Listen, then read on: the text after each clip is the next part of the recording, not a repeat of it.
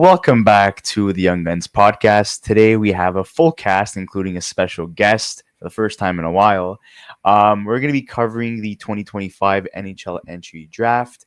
We're going to be giving a mock draft. We're going to be mentioning some of our predictions in terms of maybe picks that are going to be traded and who might be their trade partners, and why we think certain guys are being selected at the pick that we essentially give our mock draft at.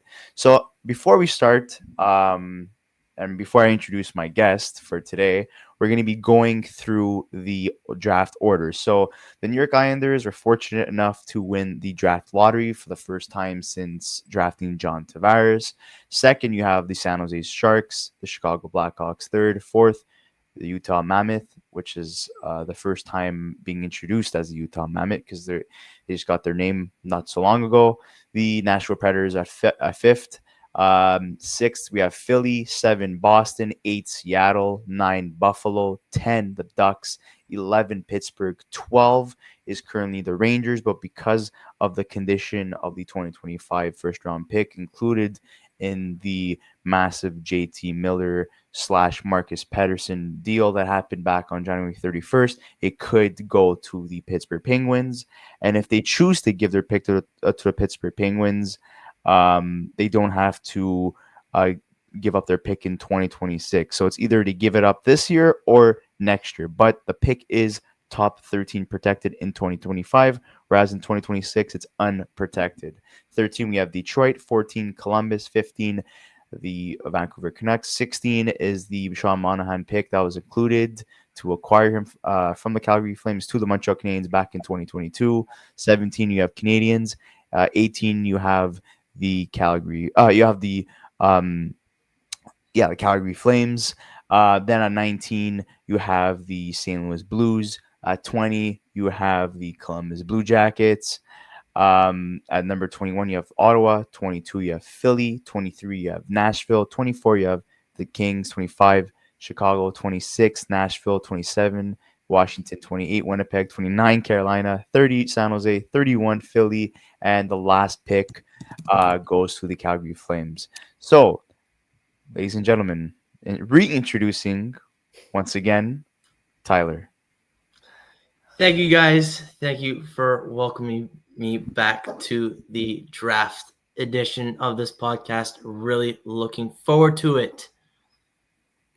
So we're going to kind of just jump into this. And obviously, we're only going to be covering the top 20. And then, Tyler will kind of give a little bit of like some players that he thinks will be well liked for anything after the top 20 that he thinks could be either interesting picks or guys that just could be steals or just stuff like that. So we're gonna start off at number 1. Tyler, who do you have for the New York Islanders selecting at first overall? It's probably the most obvious and the most consensus first overall pick of this draft, and that is Matthew Schaefer. What you get in him is a very dynamic puck-moving defenseman. He can skate like the wind up the rush. Unfortunate that he had his collarbone injury at the World Juniors, which, as you saw, truly impacted how not only the Erie Otters played throughout the rest of their season, but also Team Canada, as he was seen as their best defenseman of their team. So my number 1 pick for the New York Islanders, Matthew Schaefer. Zach, I know that you have something different. What's your number 1? You want me to go first? Well, I mean, I guess this pick wasn't consensus for all of us. I'm a big fan of Michael Misa from the SAG, from Saginaw, and I just think he's almost a unicorn of a prospect in the sense that he has such a wide range of a skill set, and I think he has by far the best offensive instincts out of any player in this draft. So I would see him slotting in with the Islanders. If we look at their needs, they just need top end talent. I think this is a team that, that you could have gone at almost every position, probably minus goaltender, and say like these guys could improve and get somebody who could carry the load for them. But Michael Misa is a guy I see who's going to have an impact in the NHL, probably going to be an elite offensive producer, but he's also a great 200-foot player, and he could play the wing as well as he could play center. And I think a lot of analysts are saying that he could play probably the wing better in the NHL, just based on the fact that with his offensive ability, he could be a threat. So it's based on the needs of the team at the time. But I think elite talent with great skating and great edge work, which will translate directly to the NHL. So I'm having Michael Misa as my pick. Yeah, I'm gonna go out on a limb. I'm gonna say the same thing as Tyler. I think Matthew Schaefer, just overall, in terms of just elite talent and in terms of just being the best player in the draft, I think Matthew Schaefer showed, in his limited time this season in the games that he did play, that he is just the best player in this draft. And I like Michael Misa. I think he's an awesome player. I just think that for the Islanders, you're looking for your franchise cornerstone. And I think for them, with the question marks looming around Noah Dobson, and like you said before, even with the question marks of like just them needing elite talent, I think you add a guy like Matthew Schaefer to your lineup. Yes, they got lucky because I don't think the Islanders were a team that were necessarily horrible this year, and obviously got lucky in the draft lottery. But that's the luxury of the draft lottery, is when you get lucky, you have an opportunity to draft a player, of Matthew Schaefer's caliber. I think for the Islanders, it adds an element to this team because Schaefer can do it all. He can be a really good offensive defenseman, but also, play good in his own defensive zone. And I think this is a guy that's going to help the Islanders in every aspect, right? He's a power play quarterback. He's a guy who is a point producer. He can score. He can pass. He can play defense. And he's smart. And he's one of the smartest players in this draft. So I think for me, it's I wouldn't say it's a clear and consensus pick. I think there was a lot of question marks about James Higgins as well, and even Michael Misa. But I do think that Schaefer is probably the right pick for the Islanders at this point in time. Chris? Yeah, so I do believe Noah Dobson gets traded. So Matthew Schaefer becomes the ideal pick, with Dobson asking a range of like what, $10 to $11 million. Yeah. The Islanders are known historically for not giving the contracts that guys ask for, hence why, most likely, one of the reasons why John Tavares decided to walk, apart from having Toronto as an option, his hometown, where he grew up. But just looking at what Matthew Darsh as a GM is gonna do and how he's gonna set the tone in terms of the market, because we all know that the Boston Bruins have been talking to the Islanders about potentially moving their 7th pick. And should I say why, or like should I wait till later? You can wait. You can wait till Boston, and once it gets to Okay. Boston at that point. Yeah. Well, anyways, I'll get back to that later. But I think they do move Dobson to Boston, and they do get that 7th-round pick. And and after I'll mention who they use to get that pick. But I think a lot of people are hoping that the Islanders get this kid. But I'll get into it more after. But yeah, Schaefer's the ideal guy to go for. I know Zach has Michael Misa, but I understand his logic. But if you're gonna move a guy like Dobson, you're gonna need a quarterback for years to come. So Schaefer makes the most sense, in my opinion. And I like it. Yeah, I was just gonna say, like, I think for me, I mean, we'll move on to the 2nd pick, and I know Tyler wants to give a little bit of his opinion too. But I think for me, the reason why we're gonna move on to the 2nd pick is because I have Michael Misa going to San Jose at 2. And the reason for that is, I think you look at the Sharks, like, look at their team, look at the drafts that they had. Obviously, last year they got Celebrini, right? Will Smith's in that group. Quentin Musty on forward as well is a really good prospect for them. They have Kasper Halttunen. They obviously also have Sam Dickinson, who they drafted last year as well. So I think for the Sharks, they're going to look at best player available. I know there's been rumors about Anton Frundell potentially at number 2, from what I've been reading lately. For me, I think Michael Misa, you add him to this Sharks lineup and in the future, and you have a 1-2 punch of potentially Misa and Celebrini, with Will Smith potentially being a winger, in my opinion. I think that to me is just elite, and it's just fantastic. And I don't see how the Sharks can pass on Michael Misa at 2, because even from a positional need standpoint, I still think that Michael Misa could potentially be your number 1 or number 2 center. However, at the same time, it also begs the question as to like, I wouldn't be surprised if the Sharks trade back if they feel like there's a player they like at 5 or 6. I doubt They it. might be able to trade back, No. but for me or else, I think Michael There's no Misa way at to do 2 makes that. a lot of sense. I think the upside with Misa is too high for them to trade back. But I obviously it would be a great pick for San Jose. Before I give it back to Tyler, I think would be great for them because Will Smith played part of the year on the wing, and I thought he started thriving from an offensive standpoint when they did that. So, and Misa could play the wing as well. So I think they're not going to have a problem with 3 guys being able to play center when you could also shift at least 2 of them to the wing. So I think nonetheless it'd be a great pick. And obviously I have Schaefer going to San Jose at number 2. I know they drafted Dickinson last year. But I think, Matthew Schaefer is obviously undeniable. He's game changer with a great offensive instincts. So I think he would be an easy number 2 to San Jose. Tyler? Yeah, I completely agree with Michael Misa going to 2. You're at this point, Sharks, you got to go best player available. Michael Misa, no doubt about it. Just his vision is top notch. His shot, even though it's underlooked due to his playmaking ability, the fact he still scored 62 goals, which that is an incredible pace at the CHL level.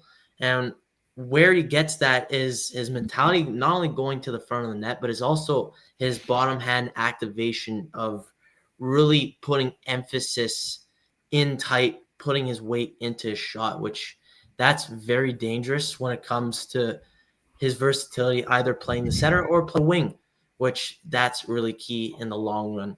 His skating is not too terrible at all. I'd say it's above average. And when discussing about size, all size matters. Michael Misa isn't that small. He did grow from the previous year, and he's been getting involved physically, which the Sharks are going to need that in the long run for sure. Yeah, and in terms of who they pick, I totally agree with everybody here. I think Misa goes to the San Jose Sharks. Why?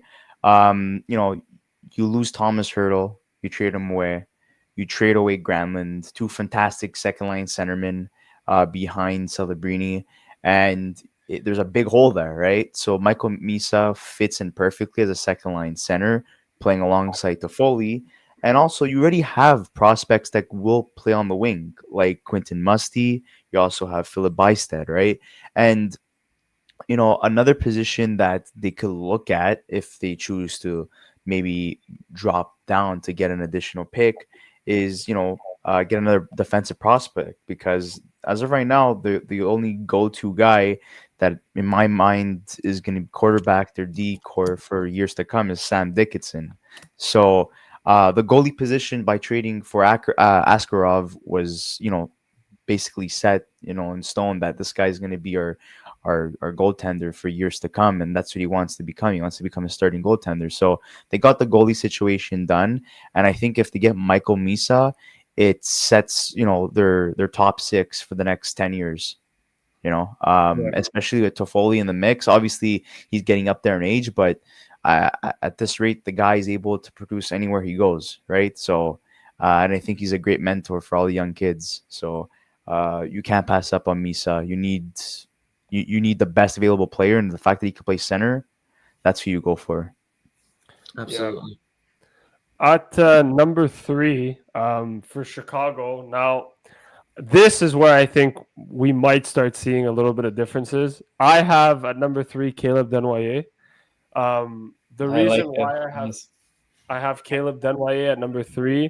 Listen, I've watched a little bit of the Q this year. I watched the Mem Cup a lot too. Obviously, I've had an opportunity to watch a little bit of Caleb Desnoyers, highlight reels and stuff like that. This player, I think, is just, he's fantastic in just every sense of the word. He's one of the smartest players I've watched. I love the way he plays. I think he's really, really smart. I think he's a very good two-way player as well. He might need maybe another year in the queue before really making the jump, but I think he's just a really good complete player. Like, there's nothing negative about Desnoyers' game. He's a guy that produced at a really high level. I think his second half of the season was really, really good. He's 6'2", can play at a really, really high level. But not only that, like, look at his playoffs. He had 30 points in 19 games. He led Moncton all the way to the QMJHL championship. He's a guy who loves to play make and be a really good offensive weapon in the offensive zone. His transition game's awesome, right? He's really aware. He's smart.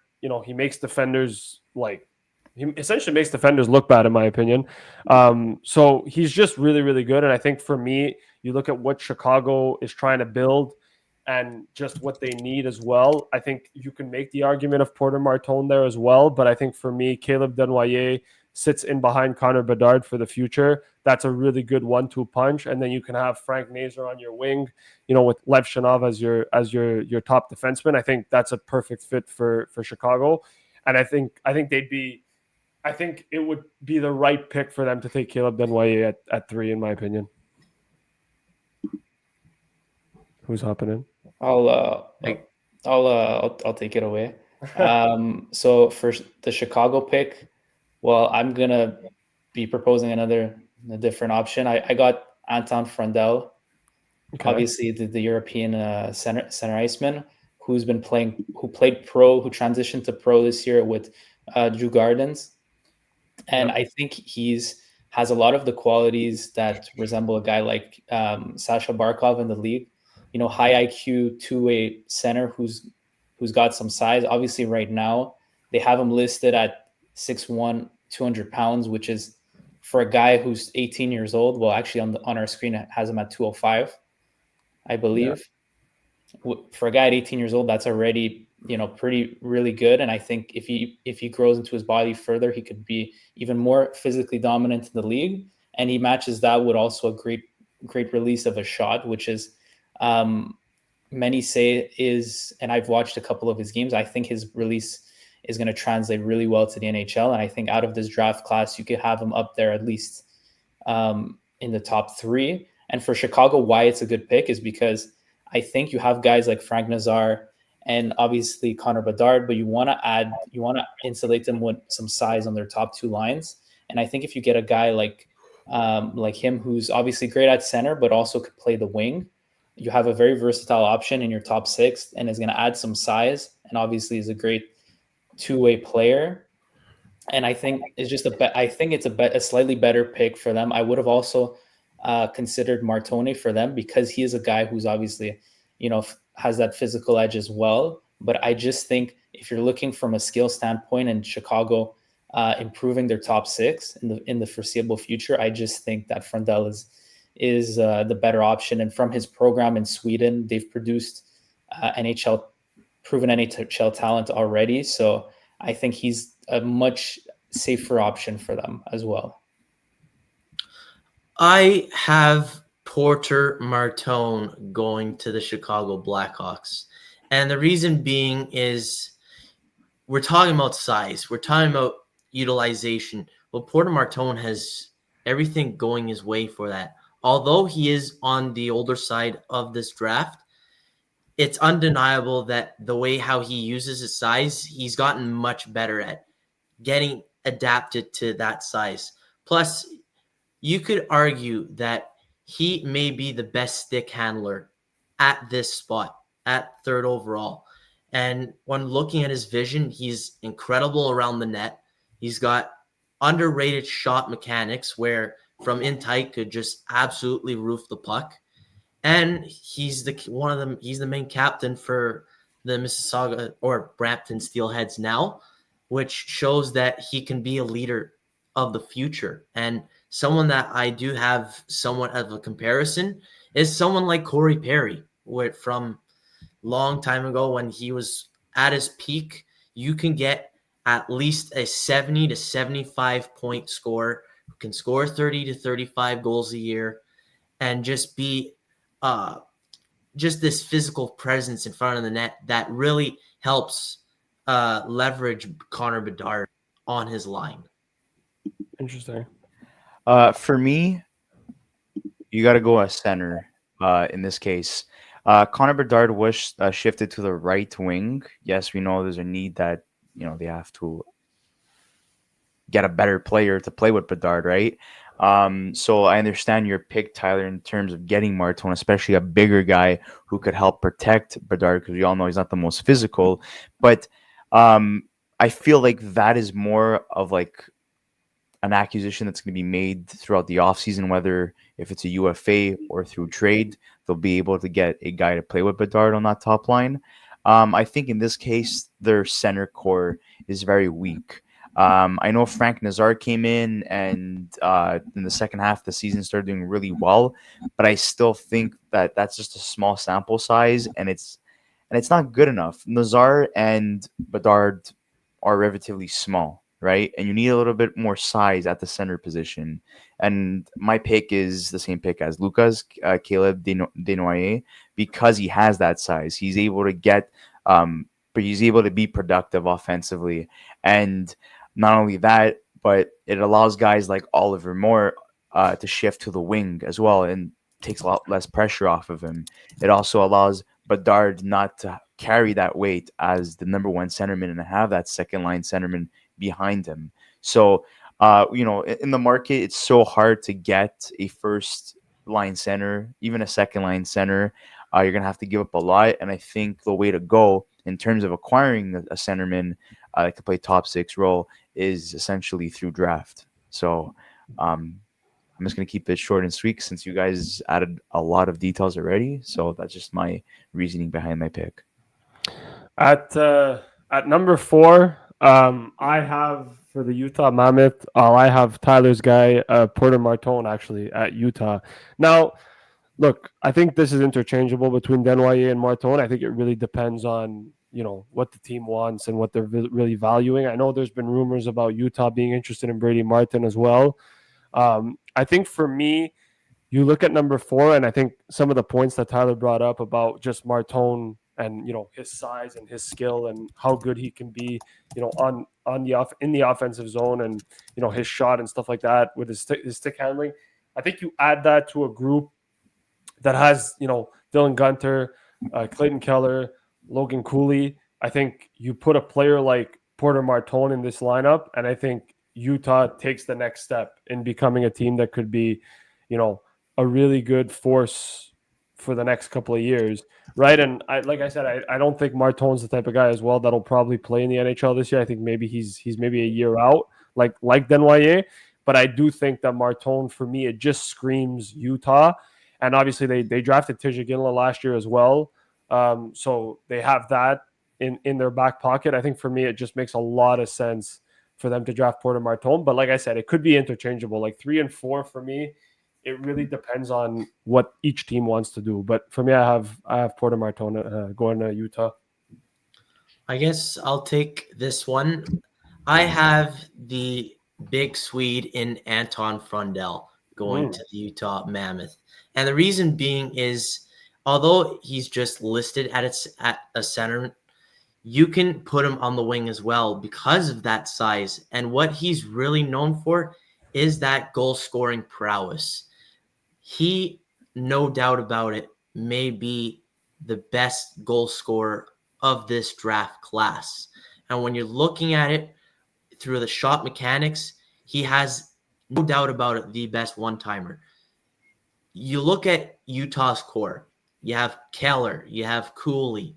You got power forwards like Lawson Krause. You got a two-way forward in Barrett Hayton. You don't necessarily have that sniper instead of just outside of Dylan Gunther that can play on the left side. That's where you have Anton Frundell in this case, because you do have that versatility. And he is a very underrated puck handler. Like he understands very well how to utilize his size, use the boards along very well. But primarily, you're going to get a 35 to 40 goal scorer that can play centerman, which is really key. Someone that he may become someone like Sam Reinhart. That although you might not get flashiness, you're gonna win. You're gonna win games with him. I think the only concern for me for Frundell, because I know Zach had him pretty high, and now you have him at 4. I think there's been a lot of inconsistency in his game. which has led for me to be able to drop him further.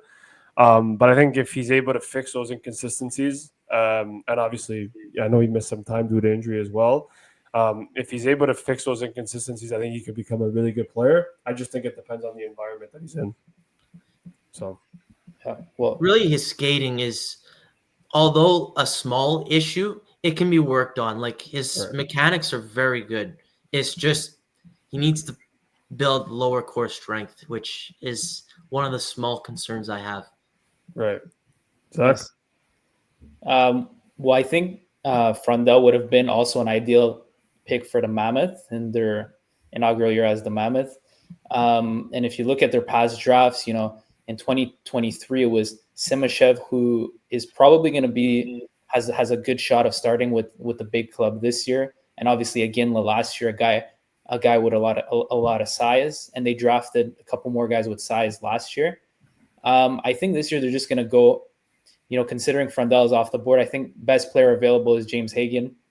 I think he has a lot of qualities that resemble. I know he's pretty small. He's they have him listed here at 185, but if you look at him, I think he's more of like a 170, 175 kind of guy.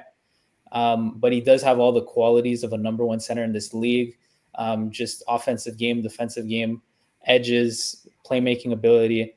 And I think, I know they have a pretty small core up front already, but it could even get more exciting with a guy like James Hagan. So that's my pick to the Mammoth based on best player available. So for me, I have Porter Martone. Look, they already have the centers of the next generation. You have two of them playing already. You have Hayden, and you also have Cooley, right? Why go get yourself another center when you could add size on your right wing? He's going to be better than both of them. No, it's not. I guess so, yeah. So I feel like Martone is going based off a position of need. Also, another guy to throw in, Nick Schmaltz could also play center, and he's playing on the wing as well. That's You have true. Tig and Ginla, who's a centerman, but you could also put on the wing. So you have all these center options. Why go get yourself another center unless you're looking to trade one of them? Well, in this case, you go for the position of need. Martone. He's a guy that is able to produce offensively. He's probably one of the biggest guys in this first round. So you're going to go for that as well. I also feel like Luca was saying it will take the Utah Mammoth to the next step. Will he play this year? I don't think so. But you're going based off a position of need, and I think it just makes sense for them. When I look at him, I just see it screams the Utah Mammoth. Yeah, and I agree. I think moving on to number 5, we talked about James Higgins. For me, I think Nashville screams James Higgins for me, and I think James Higgins doesn't fall past 5. I mean, I know there's been rumors about potentially falling to 7 because of the rumor between Bruins and the Islanders on that deal, because the Islanders want James Higgins as well, apparently. But for me, I look at the Preds, I look at their team. They don't really have a number one center for the future. Like, they have Fedor Svechkov, but I just don't think that he's a number one center. I think he'll be a good 2. I don't know if he'll be a good number 1. I think James Higgins is exactly what the Predators need. He's a dynamic forward. He's a playmaker first before anything else, but he's elite, and he's elite in every aspect. I think the problem with James Higgins was that I just don't think people liked the fact that he was small. And I think also there was a little bit of concern, I think, in his game over the last couple of years about how much true elite talent does he really have? What's his actual ceiling? I think for me, if you look at James Higgins, I think he's a 75, 80-point guy in the NHL. I think he could be a really good two-way playmaker, right, where he's good on both ends of the ice, and he's more of an assist guy than a goal scorer. But this is a guy that I think the Predators need, right? You have Philip Forsberg, who's arguably their best player. They don't really have anything else after that. It's kind of a little bit, let's say, dull in terms of Nashville. I know they have Joakim Kemmel, who could potentially take that next step this year. But in terms of actual prospects, the Preds don't really have a whole lot. And so I think if you draft James Higgins, you can kind of build your future around this guy who could potentially be your number one center. And at the same time, you're drafting a guy who, had 37 points in 37 games as a 17-year-old in the NCAA. So He's the number one center in Boston College. He's going to get more minutes this year. Obviously, Boston was pretty stacked with Ryan Leonard, Gabe Perreault as well. But this is a player that was given a lot of responsibility and thrived in a league where A, it's pretty successful, but B, he's playing with a lot of players that are 20, 19, 20, 21, 22-year-olds, even 23. So he's had that compete level of being able to play against guys older than him, and he thrived in that environment. So I think for me, James Higgins at number 5 is a Nashville Predator in my opinion, and I'd be very surprised if he fell past Nashville. Unless obviously it depends on what happens between 1 and 4 as well. But if Higgins is available at 5, I think the Preds take him. Oh, I 100% agree. I think just you're talking about need. Nashville needs creativity, right? And that's what you get with James Higgins. I guess again that the size is a little bit of a concern, but it's not like he's 5'7". He's 5'11", which it's average size. Right. And what you're looking at it is, I think he was mainly snake bit, meaning that because he was playing NCAA and not USNTDP, that his numbers weren't as appealing as they seem. But he has gained an incredible amount of experience. He was on that gold medal winning World Junior team for the United States, which he played incredibly well. He really transitioned nicely, playing with guys like Teddy, especially Teddy Stiga, which was huge for him. What's his on Washington? Ryan Leonard, and Gabe Perreault. That was huge for him, just getting that experience involved. And he's going to use that experience to ramp up his game. Just his playmaking is, no doubt about it, his best trait. But he does need to improve on his shot. His mechanics are good, but his shot utilization and his timing, he really needs to understand when to shoot the puck much better. Right. Zach, Chris? Go ahead, Zach. Well, for my selection, I'm gonna go with to the Nashville Preds, Porter Martone. I know you guys, some of you guys had him at number 2 and then at number 3. Obviously, he's a guy who brings great size. Like Tyler said, his playmaking ability is very, very lethal and underrated. He's a guy, who's the perfect mold of what we see now in the NHL playoffs in terms of a player that's gonna dominate when the game is tighter and more aggressive. A guy like that, resembles a lot of the skill set of a power forward of Brady Tkachuk. And I think, he was obviously dominant in the OHL on a good team, but I think that offensively, he's a guy that, if he hits the mark in the NHL, could be a consistent 65 to 70 point guy who's going to be productive in the playoffs. And for the Nashville Preds, a team that, some of their better prospects are on the defensive side. I think getting another guy forward is just going to hit the mark for them as well. So I'm going to go crazy now and drive you guys wild. I think Barry Trotz is an awful GM. And I think he's going to fuck up this pick. And he's going to, because he's just Barry Trotz, right? Like he has a system in his mind where the way he coaches is the way that he GMs, right? And in this case, I feel like he's going to be less tempted to go for a guy that's under 6 feet and go for a guy that's over 6 feet. And in this case, I do believe that he will get fellow countryman Anton Frondel for Philip Forsberg, pair him up with him eventually in the long term. Stamkos and O'Reilly are not getting any younger. They're both over the age of 34 years old. This is a position of need desperately. The team really took a step back last year after going crazy during the offseason, acquiring Stamkos and getting Marchessault, and they finished at the bottom of the standings, and that's not where they were projected. So I believe they do get Frundell, even though there is quite a few concerns. And I do believe, also based off reports that I've been reading, that James Higgins will drop a couple of spots, and I do think it has to do with Tyler was saying, his shot, but also his height. And we've seen this time and time again that fantastic players continue to drop. And also, they so happen to be small, undersized American players. Hint, hint, Alex DeBrincat. Hint, hint, Cole Caulfield. So, Right. yeah. That's So interesting. that's my pick. For me, moving on to number 6, this is where I think we might start seeing a little bit of a real big like discrepancy. I think Radim Murtka goes 6 to Philly, and I'm gonna just I'm just gonna say one thing. I watched a couple of highlights of this guy, and I think he's awesome. I think he's, in my opinion, one of the best. Well, he's the second best defenseman in this draft by a long shot, in my opinion. 6'6", right-handed defenseman. A lot of teams are looking for right-handed defensemen. I think if you watch Philly, and obviously, I made this mock today. I obviously had a little bit of ideas as to what I wanted Philly to do, and obviously the Trevor Zegras trade kind of changed my perception on it a little bit.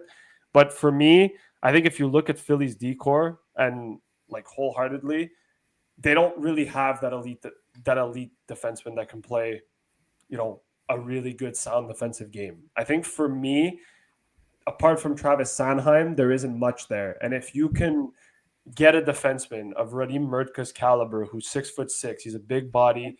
I know he's not the most physical, right? But he's got a little bit of offensive aspects to his game. I think the other thing too is he's really, really sound in his own end. He's one of the smoothest skaters in the league, in my opinion. I think this is a guy that could really come in to Philly's lineup, maybe even play right away. I mean, he played this year in the WHL. Obviously played for the Czech league as well. I think this is a guy that, listen, teams need right-handed defensemen. They're not easy to come by. And in my opinion, you have an opportunity to draft a guy who's 6'6", who's, a really good sound defensive player, can skate really, really well. I think he's a no-brainer at 6. Even if I know he's a little bit high, a lot of people are probably going to think that he's a little bit high. For me, I think he's the type of player that Philly needs, right? For the style that they like to play, for the type of style that Rick Tocchet is, right? If you look at how he utilized Tyler Myers last year, I think to some extent, a player like Radim Murtka would fit kind of what Rick Tocchet's game style would be as well. So that's why I put him at 6. But I saw Tyler's reaction, so I don't know. I have a feeling he probably thinks I'm crazy. No, I didn't look at it that way. I gotta say, I really enjoyed the pick, but I still have Caleb Denoye on my board, and that's where Caleb Denoye goes. He's the prototypical Philadelphia Flyer, and the reason being is you brought it up. Rick Tocchet is a coach that likes soundness, aggression. You get that with Caleb Denoye, and what you get with him, someone I like to compare to is someone like Jonathan Toews, a proven playoff style of forward that can play in all 3 zones, any situation given. And he does have his subtle playmaking ability.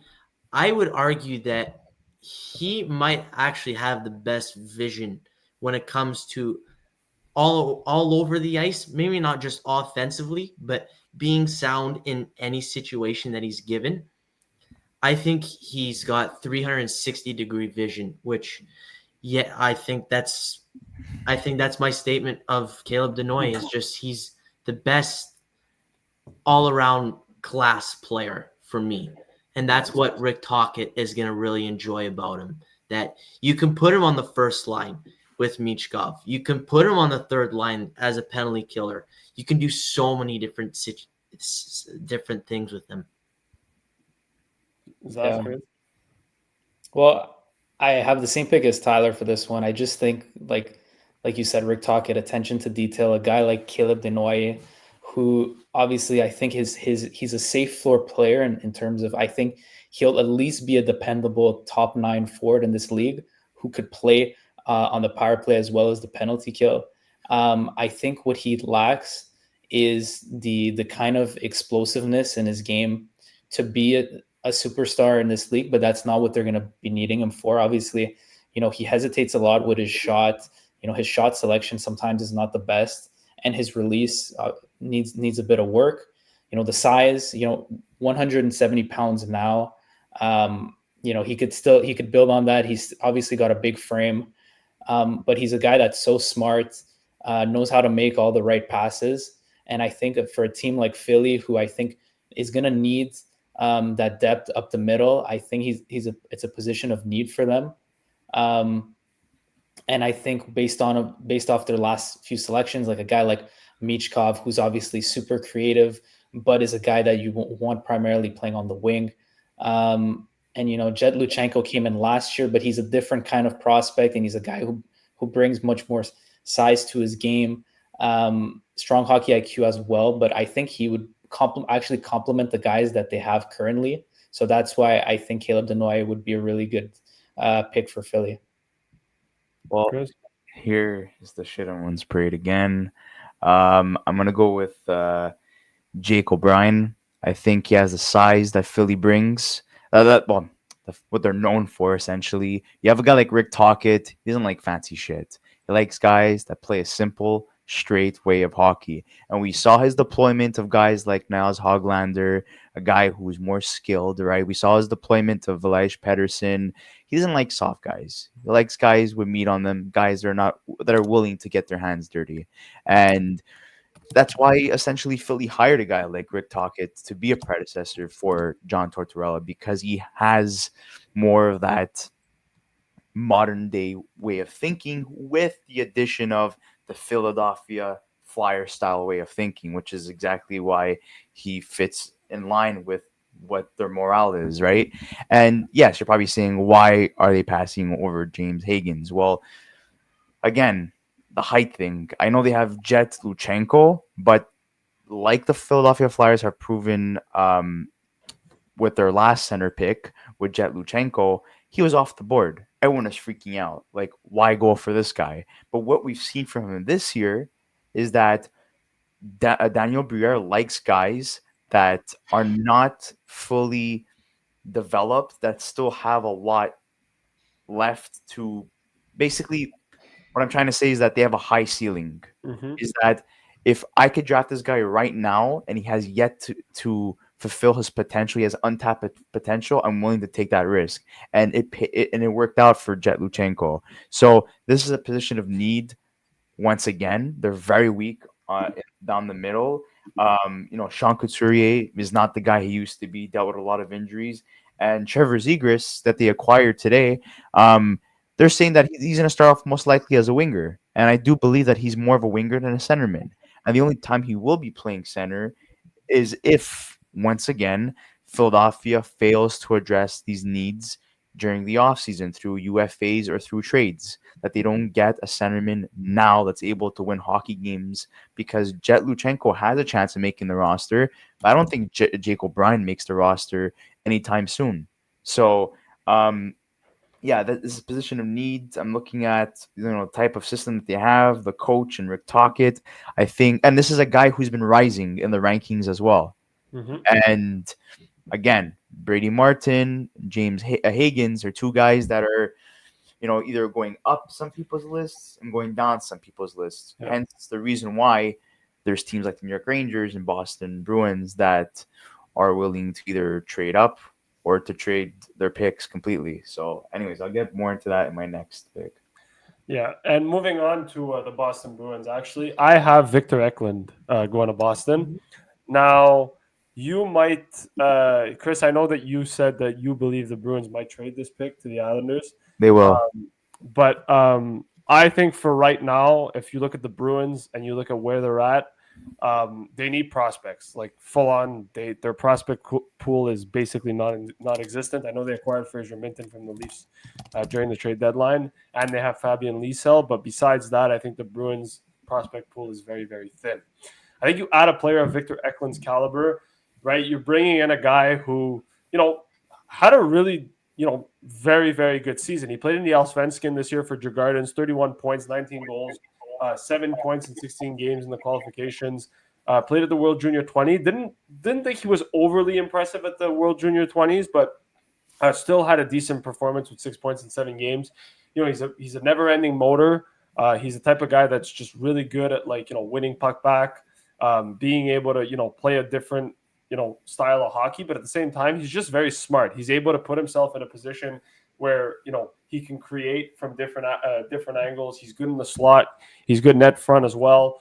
So this is a guy that can just pretty much do it all. And I think if you're looking at the Bruins and you're looking at what they need, I think a player of Victor Ekland's caliber is the type of player that the Bruins are going to need. And also at the same time, if you look at what William Eklund is as a player, and I know that you can't really compare older brother to younger brother, but kind of the way William Eklund is for the San Jose Sharks, I think adding a player of Victor Ekland's caliber, who in my opinion I think is a little bit better than William, will allow the Bruins to be able to kind of see what they've got in Victor Eklund. But at the same time, he's exactly what the Bruins need. I mean, it's hard to really tell, right? Because at the end of the day, the Bruins I think any player that you draft in this position, whether it's a center, a winger, a defenseman, whoever it is, right? The Bruins need prospects. I just think that out of everyone that's there, in my opinion, I think Victor Ekland's probably the best player available. Hence why I took him to go to Boston. Tyler? I think this is probably the big shock is where I have Jackson Smith going to the Boston Bruins, the newly committed Penn State offensive defenseman.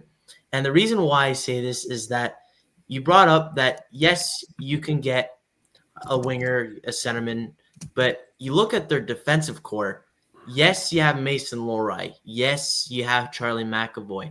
But I don't see Mason Lohrei as this top two freak of a nature when it comes to possessing the puck on the power play, quarterbacking it, flying up the rush. Jackson Smith is all of these things.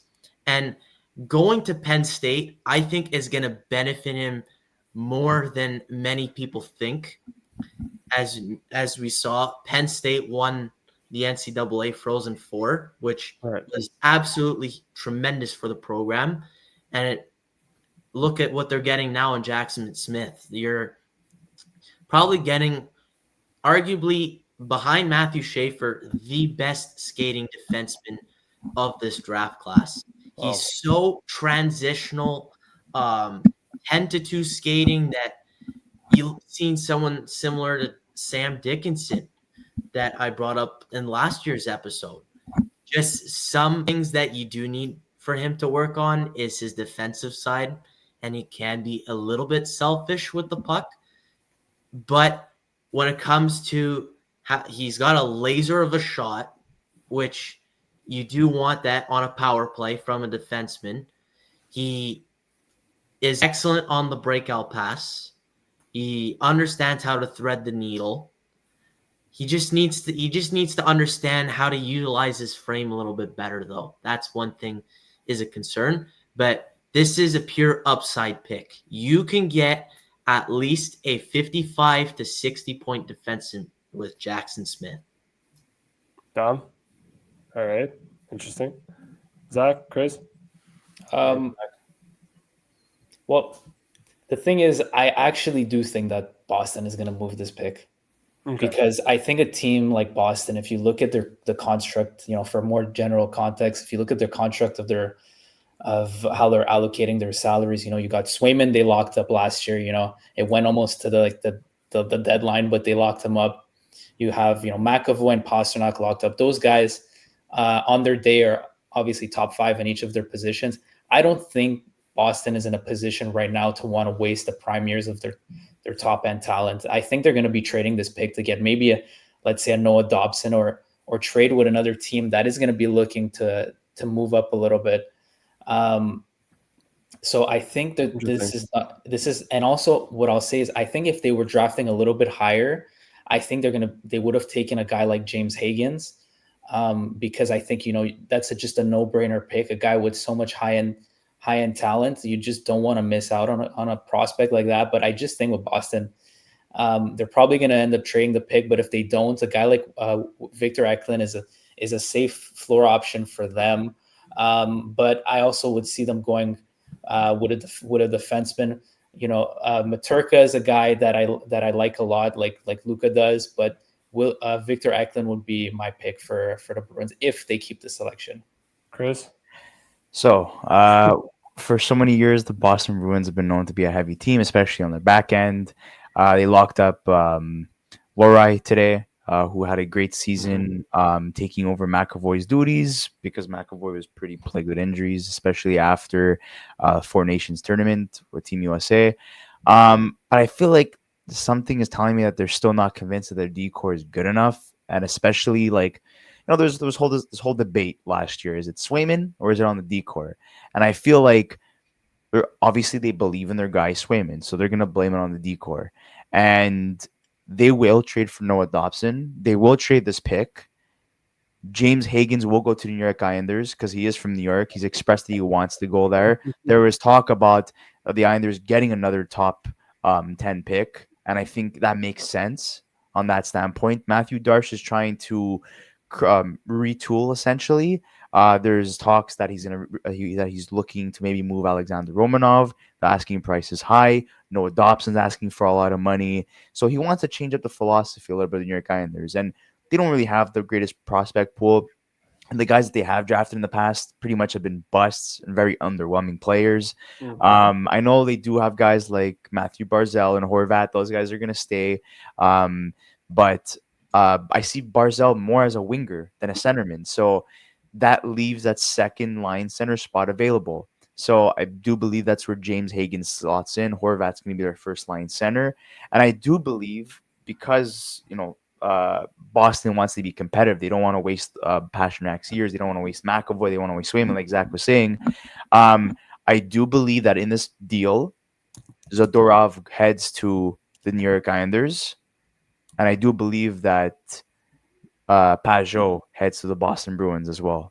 I think it's going to be a massive blockbuster. I think it's going to be an exchange of quote-unquote bad contracts. Zadorov said a lot of weird things last year in terms of how he felt about the Boston Bruins. I think out of the two contracts they gave between Lindholm and oh my God, what's his name? Lindholm and Zadorov, they regret the Zadorov one way more than they regret the Lindholm one. I think Lindholm was finding his game more towards the second half of the season, but regardless of the fact that he's had only one half of the season was good, it was a very underwhelming season for a guy that played alongside the likes of Johnny Gaudreau and Kachuk for many years. He's not the type of guy that was advertised and not the type of guy they were expecting. So I expect a bounce back from him. But Sweeney, the way he thinks is that they knew that last year was a lost season. Let me trade guys like Marshall. Let me trade other guys that like Brazo and try to get as many assets. Let me have those assets. Let me clear up cap space, and let me try to make it adjustments during the offseason and get this car starting again for the next season. So, and I think they will be targeting a UFA, and that UFA is going to be Nikolai Ehlers. I think Zaka is not that guy. I think Morgan Geekie, who's an RFA, had a fantastic season with Pasternak, and I think they're going to do a lot to improve their team this year. And I think just by making this trade, just by clearing up some cap space as well, by getting rid of Zadorov, but bringing in Pajot, Pajot will help Lindholm and take off the pressure because, after losing Bergeron and Krejci, and even when they lost Krejci and they had to bring him back, and he came back from Czechia, like what's the solution there down the middle? There is no solution. So, anyways, those are my thoughts on what will happen. Let's move on to number 8. For me, this one might be a little bit surprising, but I have Seattle Kraken taking Jake O'Brien at number 8. Reason being is, look, they're kind of a weird team. I feel like they haven't really developed players that well. Obviously, you look at their center core, they already have Matt Beniers, they already have Shane Wright. I have a weird feeling that something's going to happen there, maybe with Matty Beniers maybe being on the move. That's just an idea that I have. But for me, I think Jake O'Brien fits the bill of the type of player that Seattle would be looking for. He's a 6'2" player, 170 pounds, was really dominant in the second half of the season for the Brantford Bulldogs.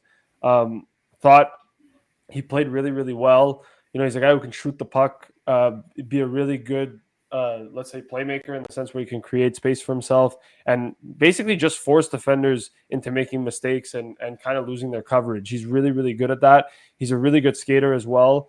Love the way he moves and his stride. I think for him, obviously, his size is really, really nice. I think he needs to get a little bit bigger in terms of weight.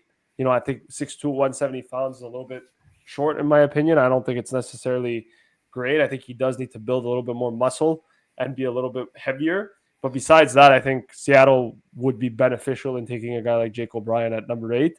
I know that I haven't taken Frundell yet. There's a reason for that. I'll get to it when I do. But Jake O'Brien, I think at 8 would be my pick for Seattle. I think for myself, looking at their core, you gotta go defenseman, and that's where you have Radim Merca of the Seattle Thunderbirds. Yeah, and the reason being is because, as stated, for his size, being 6'6", and he's not done growing at his age, he might be the most smooth skating defenseman of this class, and that's what you call a unicorn. And he understands gap control, and he's not inept offensively. You're still going to get 30, 35 points with someone like Merca, but that's not what you're aiming at. You're aiming at stability, and that is what you're getting on your back end. You're getting a top pair shutdown defenseman, someone who could play with Vince Dunn on the long term, where Dunn can focus on his offensive output, and just having Merca at that net front presence, I think it's going to really leverage the Seattle Kraken to being more open in going for the attack on the free agency side. And one guy that I wouldn't be surprised at all after making some cap space would be someone like Nick Ehlers, or who knows, if they do make a little bit more cap space, they might try and go for a Mitch Marner. Right. Interesting. Yeah. I mean, I had Radim Maturka going exactly there to Seattle, and especially considering that his meeting with the team went extremely well. He says they gave me a lot of time, a lot of chances, and I think it would be pretty good for both sides. So that's an indication in itself. But like you said, the guy's an absolute unicorn, 6'6", already over 200 pounds. And he's a guy that has so much offensive upside. And what he did essentially, well, for context for our viewers, was that he was playing pro in Czechia, but he was getting less than 10 minutes a game. So he did make a bold transition to the WHL and was playing in Seattle, averaging almost 20 minutes per game. And he exploded offensively. We see it on the screen, 35 points in 43 games. The problem for him, which I don't even think is a problem, because I think it's just a question of maturity, is that he plays high risk, high reward, and he costs a lot of turnovers that, if you analyze the game and you coach the guy up, you could say, well, these are kind of preventable mistakes. You saw a bit of that at the U18 tournament with him, but I think if you just erase that mistake, those kind of mistakes, and if you just say like, okay, this guy, what is he as a talent? He's a guy who's 6'6", who could skate extremely well, who has great offensive instincts, could be a great point producer. Not only a good point producer now, but I think even at the NHL level is a guy who could probably get you at least 40 points a season. Physically dominant with his size. The sky's the limit for this guy. And I think in Seattle with that core right now, I think it's a great fit for them, or from an organization standpoint. Do I see him as a good partner for Vince Dunn? I do, but actually I would see him as an even better partner for a guy like Brandon Montour. I think they would complement each other very, very well, but nonetheless, I think it would be a really good pick for Seattle. Yeah, so I agree with Tyler and Zach. They're going to go with Mertka. They have way too many forwards, and I think this has been a problem for many years that they just love stackpiling forwards. Not any franchise or elite forwards, but guys who could definitely rotate in and out of the top six. Their centers are pretty much set with Beniers. They signed Stevenson for a long-term contract. Shane Wright had a pretty good season last year, and they just acquired Joe Valeno. And then you just look at their defense. Like, sure, Riker Evans is a very underrated defenseman. I thought he had a good year this year. Montour and Dunn, share responsibilities. But Olosiak is a guy that I see out, could potentially be somebody on his way out. So there's going to be a need to address, in terms of their back end. So I think Murtka makes sense.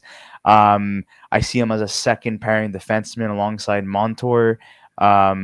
He could be deployed in any situation, whether they choose to put him in an offensive situation or defensive situation. But because he's going to be playing behind Dunn and Montour for the time being, especially with his stature, I think they're going to be deploying him more a defensive role, whereas that would be more like penalty killing, more of a defensive role.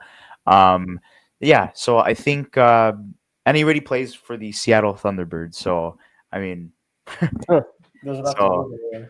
yeah, he doesn't have to move at all. So I think it makes the most sense in terms of positional need and also what he could bring to the Seattle Kraken. Moving on to number 9, and guys, I think we're just gonna keep naming the players, but I think we're gonna go down the list and just kind of name them off, just because we're already an hour in, right? We're gonna try our best to speed it up a little bit. So I'll name you who I have from 9 till 12, and I'll kind of just explain a little bit of what my reasoning is up until the Rangers, and then we'll kind of just do it that way. So for me at 9, I have Buffalo taking Anton Frandel. At 10, I have the Ducks taking Brady Martin. At 11, I have Pittsburgh taking Jackson Smith. And at 12, I have Lyndon Lakovich going to the Rangers. Now, the reason I have Frandel at 9 is I'm not as high on Frandel as everybody else is. I think for me, there's too much inconsistency in his play. I didn't like his compete level. I think he's a player that has a lot of flaws to his game that needs to be fixed. I don't necessarily think it's a guy that can't fix those issues. I think he's got a lot of talent. I think he's got a lot of skill. I think he's, like Tyler said, I think he's the best goal scorer in this draft. But in my opinion, I think there's too much inconsistency there. And I think that if he continues down that path, I think it could be one of those players that could be either a boom or bust type of player. I think for Buffalo, it makes a lot of sense. Listen, he's a Scandinavian type of player. Buffalo seems to like those players. I think the Swedish factor with Rasmus Dahlin being there helps a lot. I just think he's the type of player that could, benefit Buffalo, but at the same time, he's also the best player available. For me, the Ducks at 12, the reason I have Brady Martin there, simply for the fact that, listen, Chris Kreider, they acquired him. I think the Ducks are looking for a little bit more of those playoff type players, guys that can be dogs in the playoffs, guys that are not afraid to get in the corners and hit. I think Brady Martin, he talked about in his interview that his favorite player was Tom Wilson. I think every team in the league is going to want a player like Brady Martin. I think the Ducks end up taking him at 10. Pittsburgh at 11. I mean, listen, you got to start somewhere with Pittsburgh. They already admitted that they're basically tanking. They're trying to trade all their assets to kind of get better. Tyler talked about Jackson Smith being a 55, 60-point defenseman. I think for Pittsburgh, you already have Erik Karlsson and Chris Letang. Unfortunately, both guys are not getting any younger. You added Jackson Smith to that decor. He's a guy that can run your power play for years to come. And then you can start worrying about the 2026 draft where you can potentially get a guy of Connor McKenna's caliber if you end up finishing last. And then for the Rangers, there's rumors, right? There's rumors that they're going to keep the pick at 12 and try to trade up. If they don't end up trading up, I think a player like Lyndon Lakovich makes a lot of sense for the Rangers. He's the type of guy that I think would benefit what the Rangers are trying to do. I know the Rangers are trying to be bold after the season that they've had, but in my opinion, looking at everything, I think he's the type of player that could really be beneficial for the Rangers. He's a good playmaker. So I like the type of player that he is, and I think that's what's going to happen. So I think the Rangers end up taking Lyndon Lakovich at 12. Tyler? I would say number 9, you got to go for Brady Martin. When talking about, as mentioned, playoffs, Brady Martin is your all-out playoff guy. When you look at his point totals, yes, 72 points doesn't seem like a whole ton, but it's how he gets his points. He's always at the net front area. He's just a wrecking ball of a machine, just running through bodies like it's his business every single day. And he shows that mentality that he works hard. And that's what Buffalo needs. They need to set a winning culture, and that's exactly what you get with Brady Martin. Number 10, I would have Anaheim taking Victor Eklund. After trading Trevor Zegras, it does open up a nice spot. And what does Pat Verbeek like? They really like their hardworking players. And that's what Victor Eklund is. And what you get with him, even though he's 5'11", 170, when I saw him at the World Juniors, he plays like he's 6'2", 190, which Right. just shows that he does get involved hard in the corners. Underrated shot. He's just an all-around good player, which he might be argued as the highest floor of this class, which Anaheim now has a lot of high ceiling guys. I think a high floor guy is going to be really key for him, for Eklund. Number 11, I have a shocker in Roger McQueen going to the Pittsburgh Penguins. And the reason being is, yes, I know that you have a lot of issues like with his back, but he stated at the combine that he's feeling 100%, which that is really huge. Pittsburgh, you got to bank on upside. And with Roger McQueen, he's a huge 6'5", dynamic, dangling sniper of a centerman. Someone that kind of reminds me of an early stage Rick Nash if he was a centerman, which I think that could be really interesting. They could drive in for the Pittsburgh Penguins, setting up that new center core of the future once Crosby, and now since Malkin isn't signing his contract for next year, at least he can start setting himself up to take on that second line centerman position. And I think you can have a good net front guy in the long term. For number 12 for the New York Rangers, I think this is a position of need. You got to go with the big booming Kashawn Aitchison. And that is because not only that you have an incredible skater who really loves laying the body, he arguably has the best shot out of all defensemen in this draft class, which I think you need some sustainable offense while maintaining that high-end level of physicality. I don't think Keandre Miller is that guy anymore. You need someone to pair up with Adam Fox. I think Kashawn Aitchison is the right man to do it. Zach? So for the Sabres, I have Jake O'Brien. I think he's a safe floor guy that I see being a consistent, at least 50-point getter in the NHLs. A minimum will be a second line center. I think his points are probably a little bit inflated based on his line mates this year. He played obviously with I'm forgetting the name in Bradford, but he was playing with a really good shooter this year. Nick Lardis. Exactly. And so I think sometimes offensively he's a little bit predictable, but he does have great offensive playmaking abilities, and he's a very well-rounded centerman. So I see him going to the Sabres. The Ducks, Brady Martin, obviously you guys touched on him. I think a problem for him, what he needs to improve on is his skating, but he has the mold of a wrecker and a guy that is going to be could be a powerhouse of a power forward in the NHL. Penguins, Roger McQueen, I think upside, a guy, like you said, 6'5", obviously has great hands. And a year ago, before, his back injury, we were saying, this is a guy that could go top 5 in this draft. So the talent is obviously there. So they're going to be banking on upside. And then for the Rangers, I know they have Adam Fox, but, the Rangers, Chris Drury, have a tendency for going for flashy guys. So I think Jackson Smith is like a guy they'll go for nonetheless. Obviously, a guy who we project to be somebody who could run a power play. And he's obviously offensively gifted, in his own end, he has some things to improve on. but I think, their blue line is going to need help regardless. I think they're beyond Adam Fox, and, Keandre Miller was disappointing this past year. There's really not a lot there. And in terms of their prospects, there's not a lot there either. So I think Jackson Smith is going to be a guy going to the Rangers. Okay, so at number we 9. are at the Buffalo Sabres. It's going to be Brady Martin. The biggest concern that everyone was talking about was how Buffalo does not have any guys willing to protect one another. Tage Thompson gets laid out by Stefan Noesen. No one is protecting him, and he even described that his displeasure with the fact that no one stood up for him.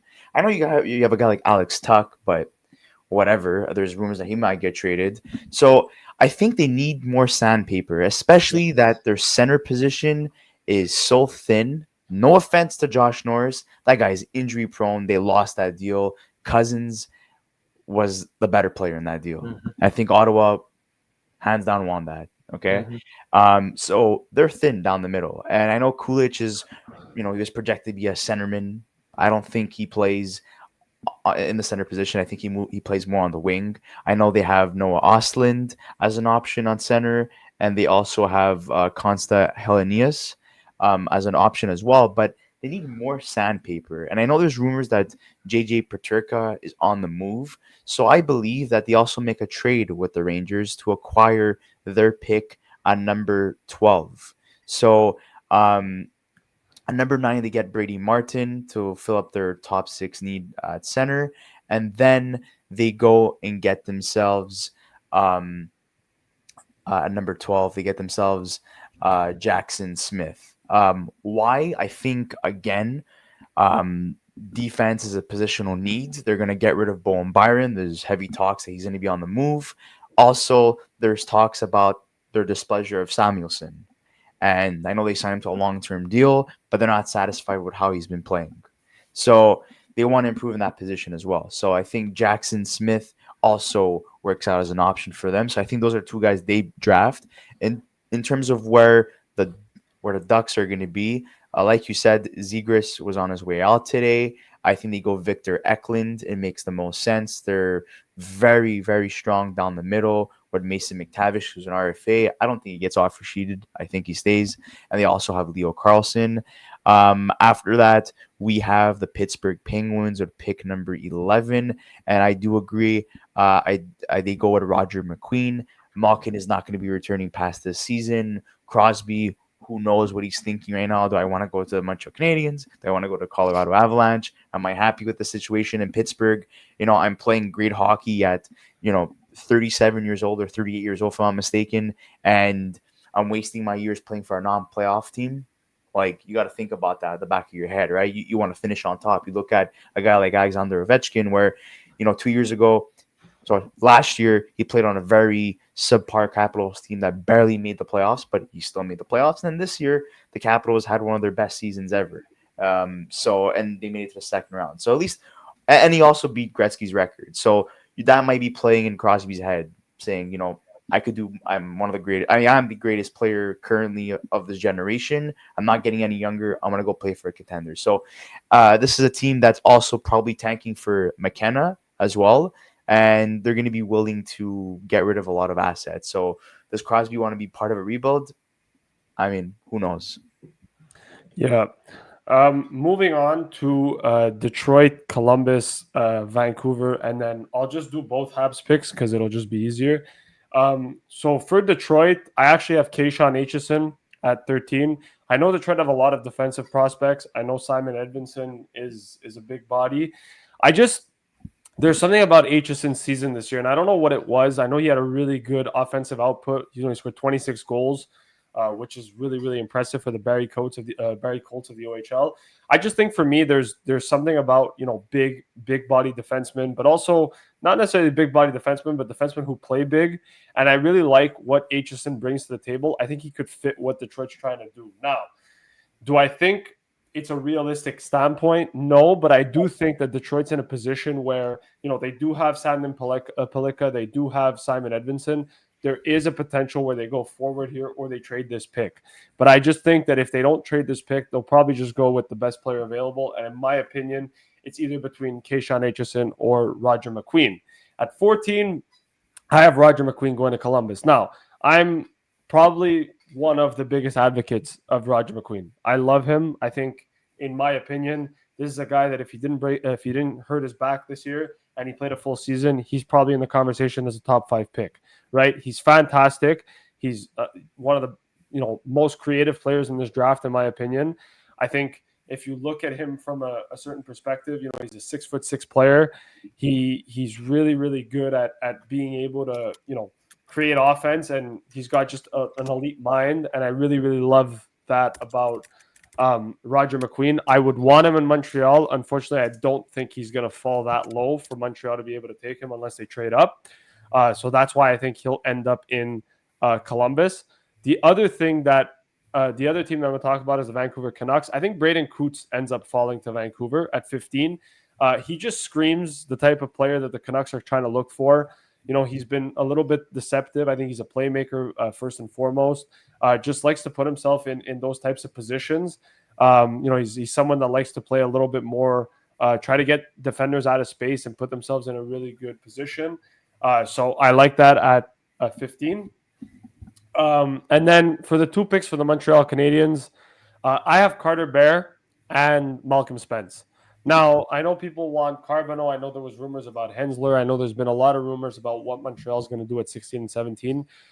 For me, Carter Bear is a workhorse. He's one of the hardest working players in this draft. I think Kent Hughes talked about it, as well as Jeff Gordon, a little bit about wanting players that have good character, good compete, guys that are trustworthy, but not only that, guys that are playoff style players.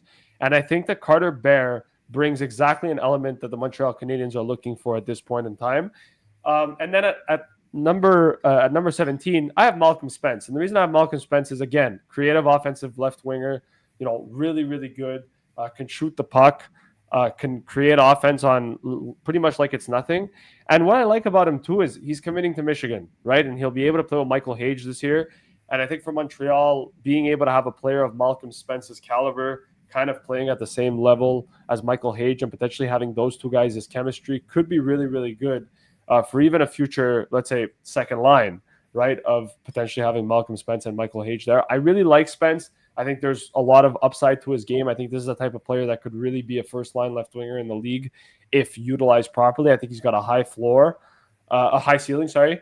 But, at the same time, there's a lot of options that you can go with here for the Canadiens. I know Carbonneau has been talked about as a player that, could be of interest for Montreal within that range. I just tend to stay away from Quebec-born players when it comes to Montreal, typically for the pressure and everything. So I think for that reason, I'm not going to go with Carbonneau at 17, but I think those are my 2 picks for Montreal, Carter Bear and Malcolm Spence. I guess I'll take it away from here, starting off with Detroit. I do have Jake O'Brien not falling past this. I think when it comes to the Detroit Red Wings, they love their high IQ guys. And what better choice than Jake O'Brien at this point? We talked about it earlier. He understands how to slow the game down. Yes, it's a repetitiveness to Jake O'Brien's game, but I think it really helps him transition the play very well. And you saw how Nick Lardis scored 60 goals or 70 goals this year, if I'm not mistaken. Jake O'Brien was a huge reason for that. He's got incredible vision, knows how to cycle the puck very well. He does need to put some frame on, a little bit of size, a little bit of muscle on him, but that'll come. But I think the key thing is he does need a little bit more pace to his game. That's the only concern I have with him. 14 for Columbus. This is where I have Justin Carbonneau. I think the electric power and dynamo that they have at the center core with Kent Johnson and Adam Fantilli, what better winger than Justin Carbonneau, who can absolutely rip a puck? I would argue that when it comes to natural goal scoring, besides Frondell, I think Carbonneau is the best goal scorer at this state. You could get 30, 35 goals, 60 points, 65 points-ish if you put him on the first line, and especially with a system like Dean Evison's And you've seen it with Minnesota, where Matt Boldy, as a young player, growing up with Kirill Kaprizov, they really clicked. And I think that is what takes Carbonell to the Blue Jackets, which I think is an amazing fit, especially with Kirill Marchenko on the wing also. I think it's really huge for him to learn being responsible down that right wing side. And he can absolutely lay the boom. When looking at Vancouver, I'm flat out, no doubt about it, Braden Coots. I think that's, you just scream centerman. Braden Coots is no doubt about it. The second line centerman that the Vancouver Canucks absolutely need for Elias Pettersson. You can put him in any situation, but what you really put him for is your first penalty killing unit. And also, you can still get a lot of crisp passing plays with him. But what really comes, think of it as a discounted version of Brady Martin. Imagine Brady Martin not having the physical trait that he does. Mind you, Braden Coots has that defensive end. He's probably the best defensive player, no doubt about it, when it comes to the forwards of this class. When it comes to the Montreal Canadiens selections, I would have Carter Bear also as the first pick. As mentioned, he probably has the best motor of this whole draft class. I will say that he does have an incredible shot, knows how to skate very fast. Just the small thing that I am a little bit concerned with is his Achilles, since he did tear it. But I hope that it's better than a Peyton Krebs situation where he can be that second line top six forward. And I would say someone like, you could probably take Linton Lakovich at your 17th overall pick. Okay. And I think the thing with him is that you're getting high upside. With Linton Lakovich, you could see another power forward, but he doesn't have that power forward mentality yet. He's kind of a unicorn where he's got incredible puck handling ability. He knows how to walk in, rip a shot. And you look at what Moose Jaw did this year, they were a terrible team. And you see how Linton Lakovich, he was the play driver of that whole Moose Jaw Warriors offensive core. So that's where I think that Montreal will have Lakovich learn how to use his size very much so. And I think he could be a very dangerous top six forward on the net front presence on the power play. Nice. Yeah. So Okay. we're starting with the Red Wings. I'm going to go with Carter Bear for the Blue Jackets. Lyndon Lakovich. I think they're stacked at center. I think they're going to go for a winger. The Canucks have Coots because I think Coots is also a local kid for them. Correct me if I'm wrong. Yeah. He's close. He's close there. He's close to Yeah. there. And I think they have a desperate need at center down the pipeline. I think he'll be a great fit for them. And for the Habs going 16 and 17, obviously I'd let Justin Carbonell fall down the board. So I think the Quebecer who's currently playing with Boisbriand Armada, I think is going to go to the Habs. And I think I'm going to just point to Kent Hughes because I think Kent Hughes is just a very logical, systematic GM in his approach. I think he's somebody who addresses problems, very systematically, one by one, looks at what his team is giving him, and then immediately tries to address the needs of his team internally through the draft, more so than going out and trading for a big name or acquiring a free agent. And I think this is going to be the approach for the draft this year. You look at the first round, they kind of got physically bullied by the Washington Caps. I wouldn't necessarily say that they didn't have the skill set to compete in that series. I just think that physically they didn't have as much to give, especially with their forwards, as Washington did. And you saw how problematic it was for them. They couldn't really adapt their style of play well into the later part of the series, and then it was game over. So I think, a guy like Justin Carbonell is a guy who's a high tempo, a guy who plays a power game, but also offers a lot of skill. And a team like the Habs, who are Like I said, Ken Hughes' systematic approach. Last year, he drafted Michael Hage. Michael Hage, I believe he's going to trust to be his, he's developing well. I trust he's going to be their second center for the future. So I think this year they're going to address the wings. So I have Justin Carbonneau, who's a guy who plays, who I think is a guy who's going to be able to produce in a top six offensively, but also bring that size and that edge. And then a guy I like a lot is Malcolm Spence. I know he slowed down this year towards the end of the regular season. He was dealing with I believe it was a mouth injury, and he lost about like 20 pounds of weight. And then I think he got it back during the playoffs. And then he had a great run in the playoffs over there for Erie. But he's also a player that plays with edge and brings a lot of size and skill. So I think they're going to get, two guys with a lot of meat and play with a lot of strong will to play in their top six in the future on the wings. So that's the Habs and their approach. And do I go to the Flames pick, or are we waiting for? No, we're gonna wait until the next one. Okay. So for the Habs, I think it's going to be two wingers. Perfect. Chris? So going to the Detroit Red Wings, this team's a disaster. The Yzer plan is a complete failure. In my eyes, this is a team that had two very good chances at qualifying for the playoffs last year and this year. The race was so tight, whereas a weak Washington Capitals makes it by a hair. And this year, the Montreal Canadiens, who had such a low percentage to make the playoffs this year, surpasses Detroit, who is always in the wild card conversation for majority of the year. This is a team that needs to address their goaltending situation, not rotating four fringe backup goalies. This is a team that lacks in terms of their back end, apart from Edvinsson and Moritz Seider. And in terms of their forward core, I think they're fine. But in this case, they're going to have to address needs. And I think Kayshawn Atchison is the guy to go with. They need help on the back end. And the goaltending, I know they have Sebastian Koza, but I think they're also looking into a goaltender, a VI trade or UFAs. Then next up, we have the Columbus Blue Jackets. I think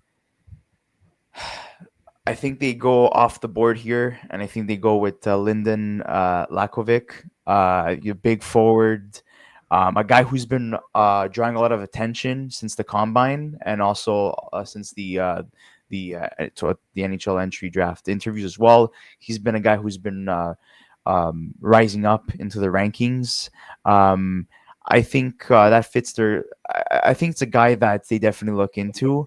I do know that Columbus is looking to trade one of their picks. They have two in the first round. I don't know if they necessarily trade this one unless it's for a very impactful player that's available to them. But, this is a team that I know is looking to make a big splash. Obviously, they lost Johnny Gaudreau, unfortunately, and I don't think they would be in that position to look for a forward in the market, but because unfortunately they lost him. But the good thing is that guys like Marchenko have and Fantilli have taken a step forward. So I think this is a team that really thinks they can make the playoffs, and they had a very good chance this year, but they lost out by a point to the Montreal Canadiens. Next up, we have the Vancouver Canucks. I think they go with Coots. This is a team that traded JT Miller. They're very thin in the center position. They have Hedl, but he's very injury prone. And then, Elias Pettersson could play the center position. He could also play on the left-hand side, but I think he's maybe more suitable as a winger. I think this is a guy that really needs to bounce back, and I think giving him a little bit less responsibilities and allow him to maybe get close enough to his 100-point campaign. So I think that is the guy to go with there. And in terms of the Habs, they go with forwards. They're not going to go with any defensemen. They're already stacked with defensemen. They have Reinbacher. They have Enstrom. They have Mayu. They have so many guys in their pipeline, and it's come to the point where they might have to trade another one. They traded Jordan Harris to get Patrick Laine last year, a young defenseman, right? So, they have so many guys, so many assets, but they obviously want to move one of their picks or maybe both if they could acquire a second line center. But I think in this case they go for Carter Bear, despite his Achilles injury. I think this is a playoff performer, a guy that brings a lot of edge to his game. which is something they were lacking. I thought there was a big inconsistency in terms of sandpaper and what we saw with the Montreal Canadiens. They're a very skilled team, hardworking team, but a very soft team, not ready for that playoff type of hockey. And I think the other pick they make is Justin Carbonneau. I think it's time to put this whole like French, curse behind us since the likes of Louis Leblanc. I think Carbonneau has more potential than Louis Leblanc. I think we're going to be going here with a left winger and a right winger. Obviously, Stavkovsky and Demidov are locks in the right wing, but I think Carbonneau could be a pretty good third line winger for the Canadians in the long term. A Carter Barrett playing on the left hand side, I think makes sense. Patrick Laine, I know, sorry to break it to you guys, but this is a guy that is not a complete player. He's a very one-dimensional player, so I don't see the Habs, including him in long-term plans. So I think the left-hand side is a position of need. As of right now, their top left winger would be Cole Caulfield. So I think that's something they have to look at. And in terms of their second line center, they're not going to go and draft one here. I think that's something they're going to trade for, or maybe go through the UFAs and try to sign one. And Michael Hage, I think, is going to be that guy long term in terms of their second line center behind Nick Suzuki. So those are my picks for the Montreal Canadiens.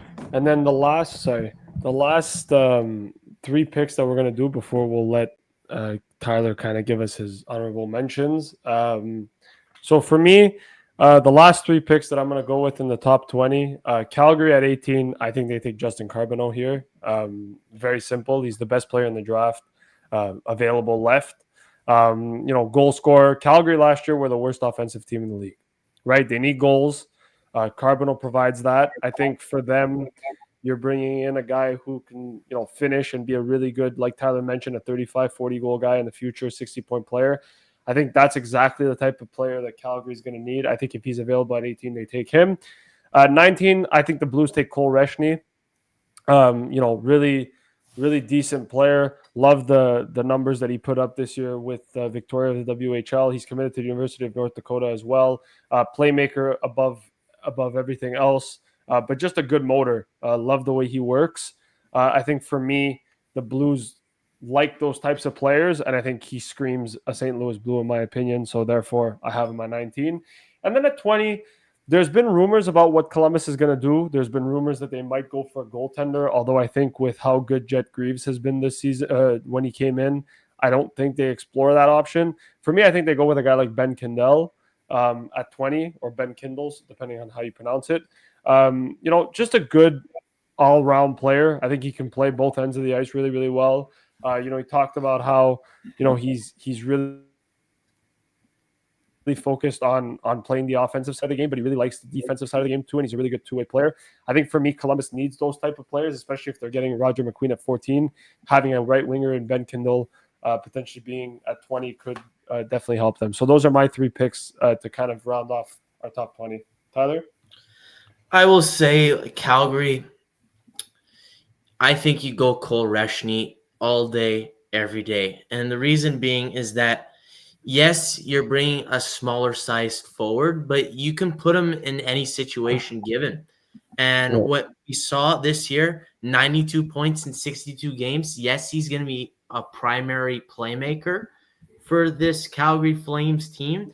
And I think that suits very nicely for someone like Matthew Coronado. But if you do need someone to absolutely rip a puck, Cole Reshny's there for you also. When at the U18s in Texas, he scored some big goals, especially one of them in overtime that knocked the Czechs out of the quarterfinals to push Canada through. I think the definition of his game is versatility, which I think is something that you really need. 19, I would say for the St. Louis Blues, you get Malcolm Spence. Malcolm Spence, for me, screams a St. Louis Blue. They think just soundness while having that creativity. Malcolm Spence isn't a guy that you're going to put, okay, he's going to be a first liner. No, he's not going to be that. You're going to put him in your middle six. And I think he brings this mindset of being sound defensively, doing the right plays at the right time. You're also getting some sandpaper if you think about it, because he does play in front of the net. He's just an overall intelligent player on all sides of the puck. He just doesn't have that offensive output that you need in a first line forward. And for the last pick, who's the last pick? Just the 20th is Columbus again. I would say you go with your goaltender of the future, Joshua Ravensbergen. Really? And I think this is because their goalies, they're more on the older side, especially if you look at Elvis Merzlikins. Don't get me wrong. I just think you have your Ben Bishop of the future in someone like Joshua Ravensbergen. He's a 6'5" goalie, very agile. Even though his numbers don't pop off, they're still junior numbers. You're banking a lot of upside. Think of someone like Sebastian Kosa. That's where I think Columbus is going to go with in the long run.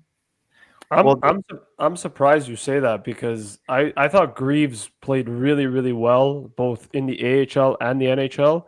I know it's small sample size in the NHL, but still, like, the games that he played, I mean, Columbus was pretty much almost in it up until the end with the Canadians. I mean, maybe you probably do take the goalie. I think there's I'm a believer in Jet Greaves, so I think that's just a bit surprising at 20. But again, Well, I mean, he's not wrong though, because there was a report that came out. I think it was from Elliot Freeman. yeah, that they're looking that for goalies. there's teams that are willing to look at some goalies in the first Yeah. round. So, I mean, I think based off that report and based off, your analysis on that pick, I think, it's a very smart pick long term. Yeah, I'm sure it is. I'm the way I see it is like I'm surprised because Greaves is like 23. So I feel like if you're drafting I Yeah. mean, still goalies don't take like 5-6 years to develop. So I'm not saying it's a bad pick. I just don't know if Columbus is the team to do it. I think it would probably be like a different team that Yeah. would do it. I don't know exactly who. I feel like there isn't. I mean, like I said, I could be wrong. I just don't think there's a fit with Columbus. But again, I mean, everyone's gonna look at it differently. Yeah, I like it, Tyler. I like it. I love Another name that I No, will I throw. love Greaves. That's why. That's just Another what it is. name that I will throw just for the sake of it. So, and I'm a very huge fan of him, is Jack Ivankovic. Okay. That's a name I would say pay attention to for the late stages of the first round.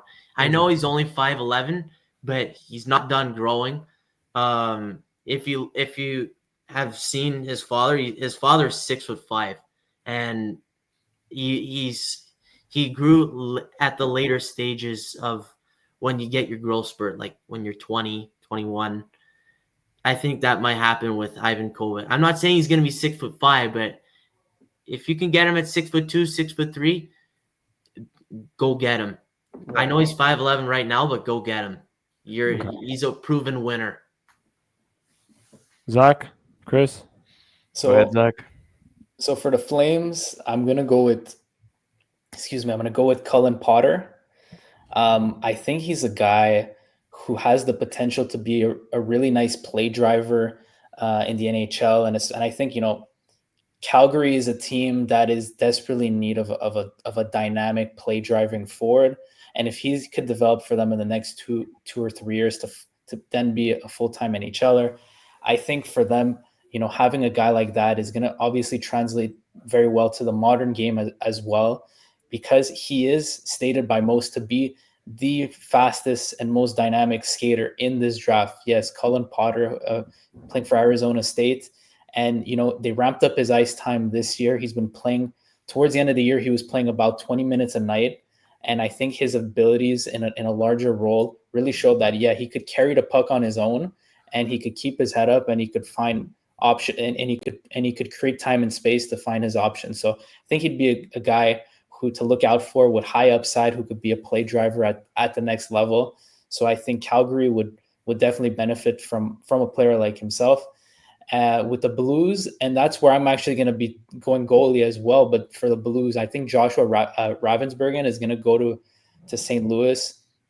They don't have much in the pipeline, and I think the days of Jordan Binnington. I know he's obviously won gold for Canada at that short Four Nations tournament, and is probably going to has a chance to be the goalie again this year. But I think for the future, I think they definitely need something that's with elite potential up the pipeline. He's obviously somebody who has elite instincts, positionally very sound, and he's 6'5". So if you made the comparisons to Ben Bishop, but I think just having that frame and the skill set that he has, and knowing that once you get to the NHL level and working with some of the different goaltending coaches, they really have it. They have a say in how you develop, and teams that invest in that sort of position have seen dividends. You look at the Boston Bruins and their goalie coach, and he had a big effect on Linus Holmark for those couple of years, and obviously Jeremy Swayman's development as well. So he has the right frame and the right instincts to be a top 10, a top end netminder. And I think with the development he could get at the NHL level, he could definitely be somebody could be dominant within the pipes. And then for the not the last pick, but for the 20th pick, the Blue Jackets, I have a guy like Logan Hensler, who I did think would be actually a really good fit with the Canadians. But I think Logan Hensler is a safe floor pick. I think he has a potential to be a really good number 4 defenseman in the NHL. And I think I just went best player available there. So I have him going to Columbus. Chris? It's time for me to go crazy again. Go for it, Chris. So I think apart from Nazem Kadri, they're very weak down the middle. They're going to go Cole Reshny. Blake Coleman, unfortunately, isn't it, as a second line center. So they're going to they need some flair. They're a very heavy Western sculpted team, a team that surprised a lot of people, but they need to get way younger. And with the rumors of Rasmus Anderson being available, I think the Ottawa Senators trade pick 21 to the Calgary Flames, and with that pick, they draft Cameron Reed. So Interesting. I think that's what happens in terms of what Calgary is looking for. They get Reshny as a centerman, and they get Cameron Reed to replace Anderson long term. In terms of the, I think it's the St. Louis Blues. I think they go with.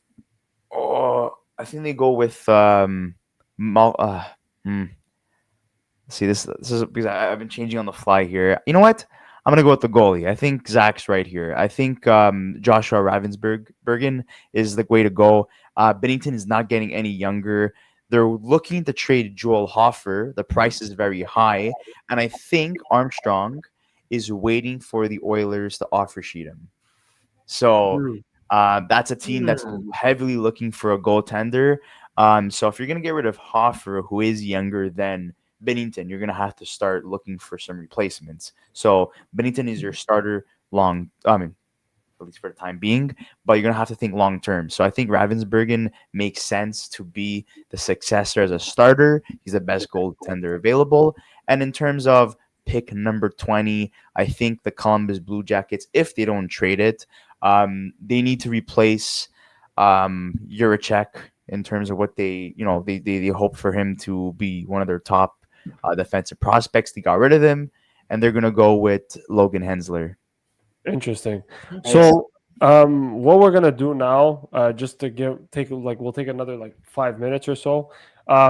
Zach, since you're a Sens fan, pick 21 is going to be Ottawa. I'd love to know what your thoughts are going to be on what the Sens are going to do at pick 21. Tyler, if you want to give your prediction as well. And then Tyler, just give us 2 prospects that you think are people that we should watch out between, let's say, 20 and 30 that haven't been mentioned. And then we'll kind of just end the video as is. So Zach, take it away. What do you think Ottawa does with pick 21? Well, I mean, there is definitely a possibility that they traded, but like Chris says, but I think the possibility I would say is about 20%. I think more likely than not, because they don't have the pick next year, they're going to want to have a high-end prospect this year, especially with, the prospect pool looking like Carter Yakimchuk, and that's about it. So I think who I want them to get at that range, but based on my mock draft, I don't think it's going to happen. I think Cullen Potter is a guy I see with a lot of upsides for reasons I explained before. And I think Ottawa do lack, a guy on the wing who is a true play driver. I know there's rumors circulating that, they'll be in on Nikolai Ehlers, or they're going to try to trade for a top 6 forward. But if that doesn't happen, a guy like Cullen Potter, I think, will be an easy selection for them. If not, probably Cam Reed, based on his skill set and best player available at 21. But Cullen Potter is definitely the guy I would love the Sens to target, because I think his upside, especially offensively, I think could really grow at the next level. Tyler? I would say I'm going to go with a shocker here, and I'd say he's one of my favorite players of this draft in the first round. And I think when looking at the Ottawa Senators decor, you look that they have a lot of left-handed defensemen. And yes, Yakimchuk, you might have him as your power play guy of the future, but one guy that really strikes me as your shutdown man of the future is Blake Fiddler.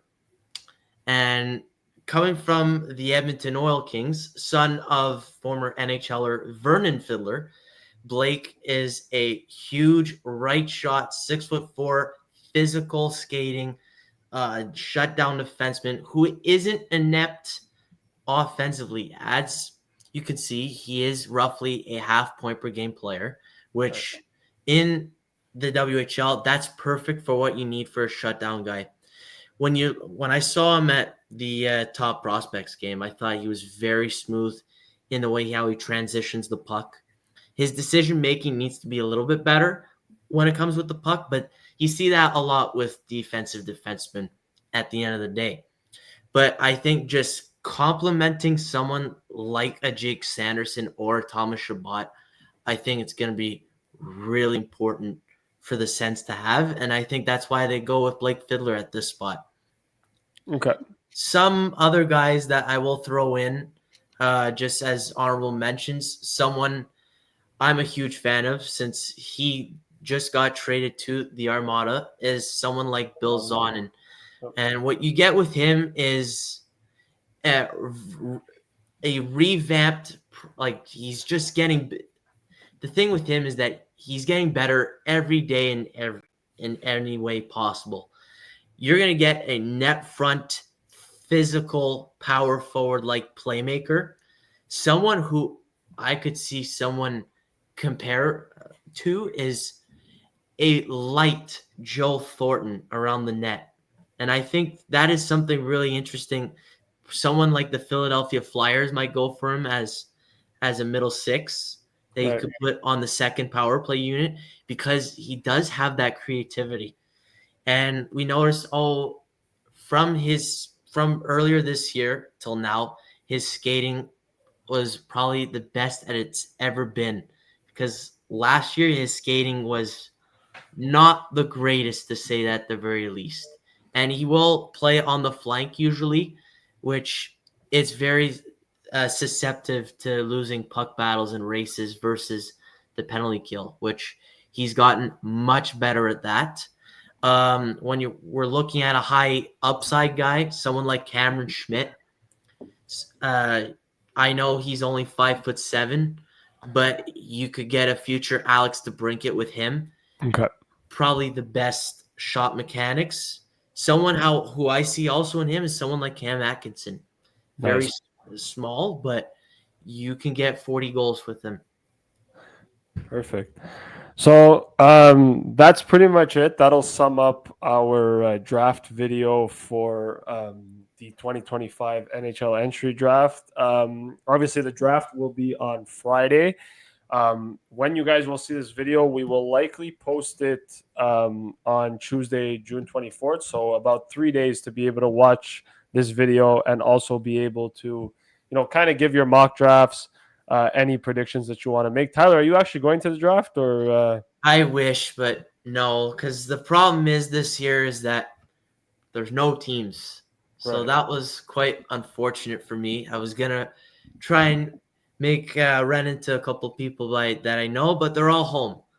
I know somebody very well that he's drafting 7th overall in Jamie Langenbrunner, of the assistant GM of the Bruins. So him I keep in close contact with. So Devil's legend.